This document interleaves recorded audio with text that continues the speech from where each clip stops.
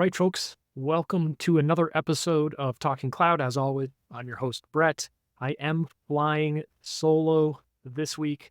Travers is a little under the weather, so he's taking the day off or not the day off, but the stream off today to rest his voice. So let's jump right in to our updates for the week. As usual, we'll start with our AWS update. We've got an update to Control Tower. This is an improvement that will allow us to run more control operation at one time. So Control Tower right now can submit up to 100 operations concurrently, which is an improvement over what you could do before, which should allow us to obviously operate much larger Control Tower implementations, as it says in the title here, scale. I think one of the biggest challenges that we've run into personally with Control Tower when we're operating a Control Tower implementation for a customer is just, well, the ability to run a certain number of operations concurrently has been limited. So now we can run up to 100. So that's a great little thing. And I'm sure some people are enjoying the outcomes of this very quickly as soon as it was released. So that's our first update. Our next update is on Bedrock. Bedrock, if you're not familiar, try it again. Bedrock, if you're not familiar, is Amazon's managed platform for Gen AI solutions. It lets you run a whole bunch of foundational models without having to worry about all of the underlying infrastructure. One of the features of Bedrock is a knowledge base, and this allows us to connect our own data sources to one of the supported foundational models that are supported by the knowledge base implementation within Bedrock. We've done a couple live streams on knowledge bases over the last couple weeks. I'll make sure that I share the links to those episodes on our YouTube channel that you can have a look at. We're basically building out a custom knowledge base on Bedrock. But a new feature now is once you've got that knowledge base in place, you've selected your foundational models, you can now also integrate that with guardrails for Amazon Bedrock. And this allows you to, the title, I think, does a great job of just explaining what this is. It allows you to implement guardrails. It allows you to, protect your users by implementing policies. And you can see here in the second paragraph, a policy that you could use to protect your users from undesirable responses in interactions with a Gen AI application. So you can deny topics, you can set up filters, and then you can define offensive and inappropriate words that are also blocked in your application. Really important if you're building Gen AI applications to make sure that you're, obviously protecting your users and making sure those users have a good experience interacting with your application. Okay? I think what we'll do is once we finish up our knowledge base walkthrough with Bedrock, we will set up some guardrails just to see how it works. That's our second update. We also have an update here with the simple email service. There's a new feature of the SES service called Mail Manager, and it can help you manage both inbound and outbound workflows. This is really interesting to me in the fact that essentially it's providing us with a set of management tools, right?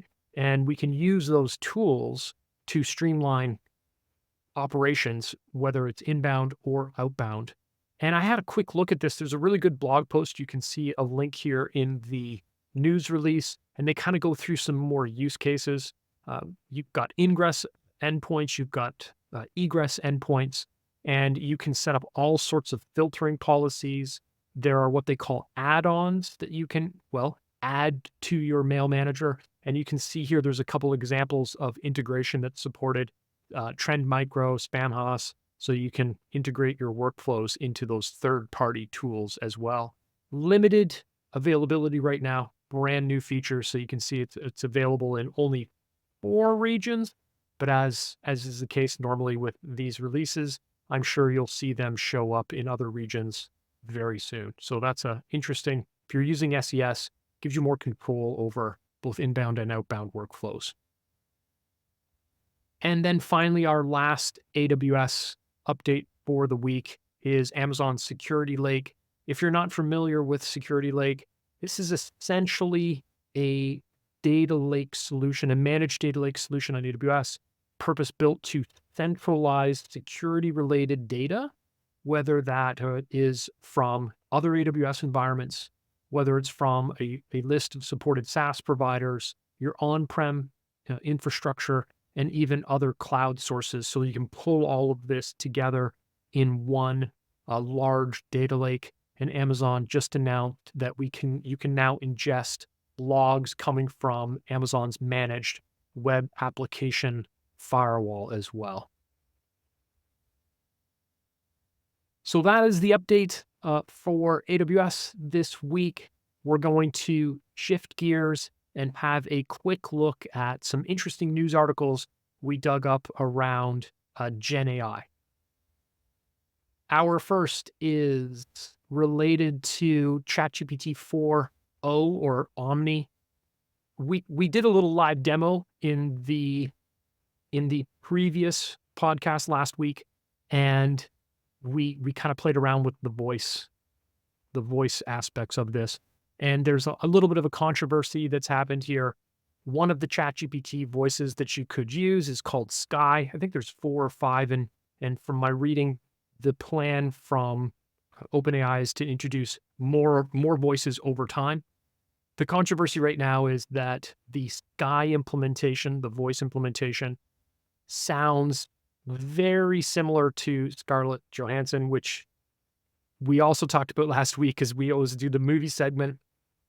And I mentioned, because we were talking about ChatGPT, to have a look at the movie Her. If you remember, Scarlett Johansson played the voice assistant, she voiced the AI in that movie. And I guess the backstory here is that OpenAI did approach her earlier on and asked if she would be willing to do this, and she declined. Didn't give a reason why she declined, but just said no.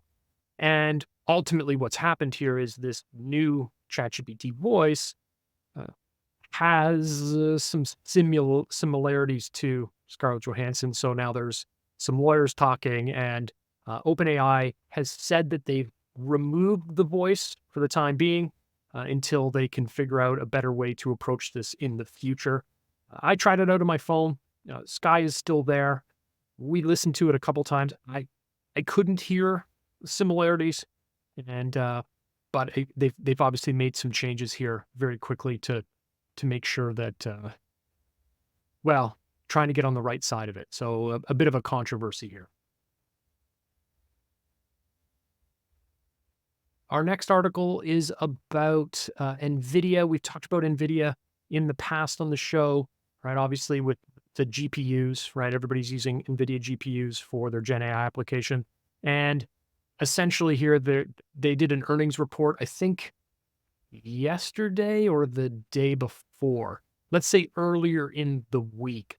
And, I think the headline here sums this up.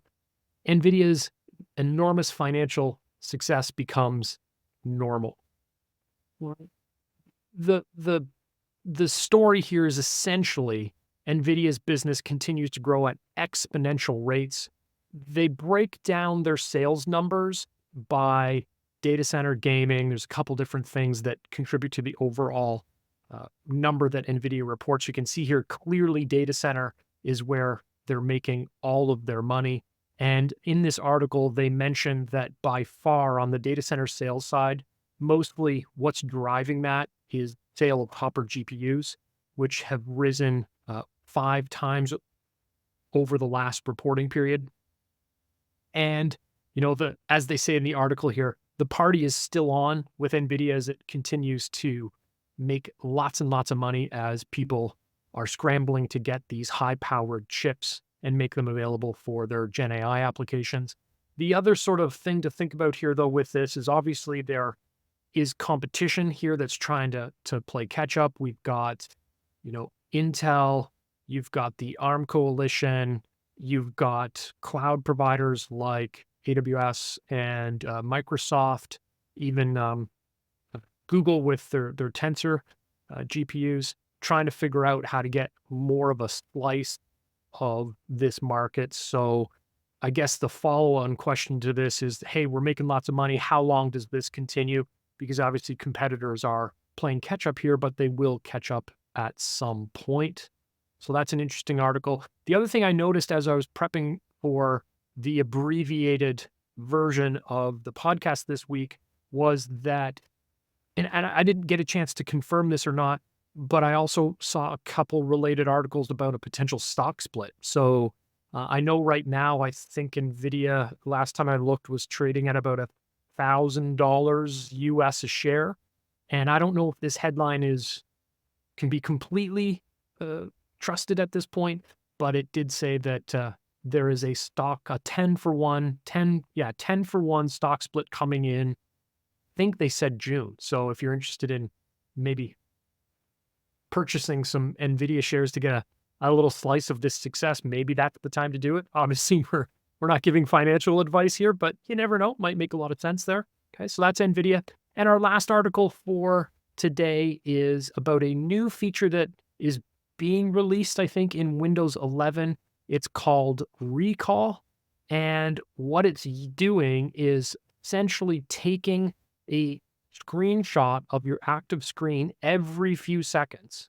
And what Microsoft is pitching this as is essentially allowing you to sort through your activities with a Gen AI tool that's running locally on your PC, right, within your operating system, and basically allowing you to go back in time and look at what you were up to. This feature does require some horsepower to do. I can't remember the exact specs. I think it was something like 16 gigs of RAM, a certain amount of storage space, and you also have to be using what's called a Copilot Plus PC, which Microsoft also announced earlier in the week. And these are purpose-built machines that give you this, basically the local horsepower to be able to run the recall feature. The recall feature itself has caused a lot of controversy since it was just announced earlier in the week. Obviously, there's lots of concerns about customer privacy if it's taking screenshots every few seconds. There's also, in this article, they talk about how it's recording keystrokes and things like that. So, rightly so, there's a lot of people that are concerned about this. Microsoft did respond and say that you can see here a little quote. All of the snapshots that are taken are encrypted and they're saved on your local PC hard drive.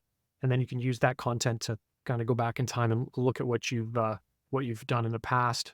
Okay. So yeah, I think this is inevitable in the fact just with all the AI tools that are out here that are being released. And this isn't the first time that I've stumbled across something like this. I can't remember the name of the product at this point. I think it was called Rewind AI. It was an application that you could run on your desktop or laptop, and it would do, I think, something very similar. And then you could run searches and go back and see what you did. Now, I don't know exactly how it was working, so this is not something that is brand new, and I would expect that we're going to see more of this in the future. But it has stirred up quite a bit of controversy. Oh, another thing that I made in my notes here, these Copilot Plus PCs that were introduced this week are not running Intel chips, at least right now. The article that I read mentioned Qualcomm Snapdragon Elite chips. So built for those right now. I would suspect that you'll see other chip providers here, but at release, I think it was only the Snapdragon chip that was available. Okay. One other thing to keep in mind here is Microsoft also said that if you're running one of these PCs and have this feature enabled, will not take snapshots when you are incognito browsing, but only if you're using the Microsoft Edge product or if you're browsing some sort of DRM protected content, it won't take snapshots of those. I guess you'd have to decide how comfortable you are with all of this history being recorded on your PC. I can see a lot of value. I don't know how many of you struggle with this, but often I know I took a note or I know I said something in Slack and I'm trying to go back and find it. And we often joke that, you know, we use Slack every day. We run our entire business in Slack, but we often sort of half joke that Slack is where information goes to die because you can never seem to find it. You know it's there, but you can never seem to find it. So having these types of tools and features available to you right in the operating system, I can see how this would be very interesting for a lot of people. You do have to weigh that with the risks associated with privacy. That is all the information that we have for this week. Our AWS update and our Gen AI news. Abbreviated episode this week since Travers is out. As usual, we'll wrap up with some housekeeping. We've got 7 days to our Intro to Gen AI webinar on AWS. I will make sure to include a link to that in the show notes. So we're going to do that on May 30th at 1 p.m. Eastern. Hope to see you there. And then, as always, we'll wrap up with our movie segment. My wife and I watched The Retirement Plan. I know I'll have to tell Travers about this after the fact. It's a Nicolas Cage movie. He's essentially retired, living in the Cayman Islands, but he's a CIA operative, I guess. And his family gets into some trouble, and you can probably figure out the theme from that. I didn't think it was a bad movie. Maybe I'm a little biased with Nicolas Cage, but you can find it on a streaming platform near you. It's worth maybe a couple hours of investment of your time if you are a Nicolas Cage fan. It was a okay movie to watch. And that's it for this week, folks. We'll be back next Thursday. You'll have myself and Travers. Enjoy your week, and we will see you Thursday at 1 p.m. Bye for now.